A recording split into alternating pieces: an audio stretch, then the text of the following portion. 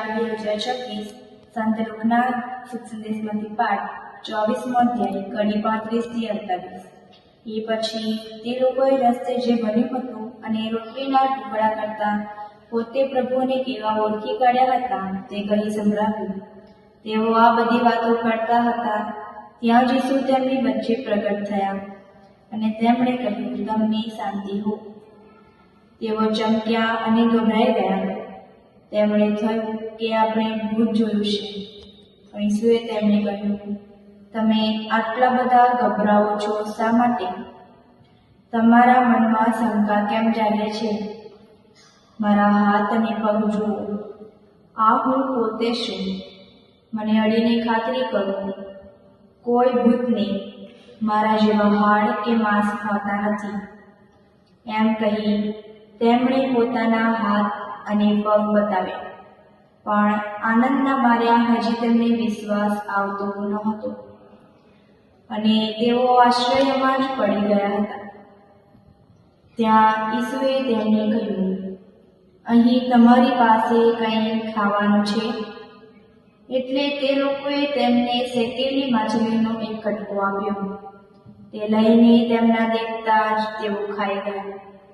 પછી તેમણે તેઓને કહ્યું, જ્યારે હું તમારી સાથે હતો ત્યારે મેં તમને કહ્યું હતું કે મારી વિશે મોશેની નિયમ સંહિતામાં, પયગંબરોમાં અને સ્ત્રોતોમાં જે લખાયેલું છે તે બધું સાચું પડવાનું જ છે. તેવો આ અર્થ છે. પછી આપી નાખ્યા, જેથી તેમને શાસ્ત્ર સમજાય અને કહ્યું, શાસ્ત્રમાં આમ લખેલું છે કે ખ્રિસ્ત દુઃખ ભોગવે અને ત્રીજે દિવસે સજીવન થાય તથા યરૂશલેમથી માંડીને બધી પ્રજાઓમાં તેને નામે પાપની ક્ષમા માટે જીવન પલટો કરવાનો ઉપદેશ કરવામાં આવે. તેમ આ બધાના સાક્ષી છો. આ પ્રભુની વાણી છે.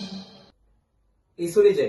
વાલા ધર્મજનો, હેનરી નોનવેલનું બહુ સરસ વાક્ય છે કે જે લોકો ઈસુને ચાહતા હતા અને તેમની પાછળ ચાલતા હતા, તેમની માટે ઈસુ એ સંકેત રૂપે સજીવન થયા કે ઈશ્વરનો શાશ્વત પ્રેમ એ મૃત્યુ કરતા બળશાળી છે. મારા વાલા ધર્મજનો, આજના શુભ સંદેશમાં ઈસુ શિષ્યોને દર્શન આપે છે અને ઈસુ એમની સાથે ઉભા રહીને કહે છે, તમને શાંતિ હો.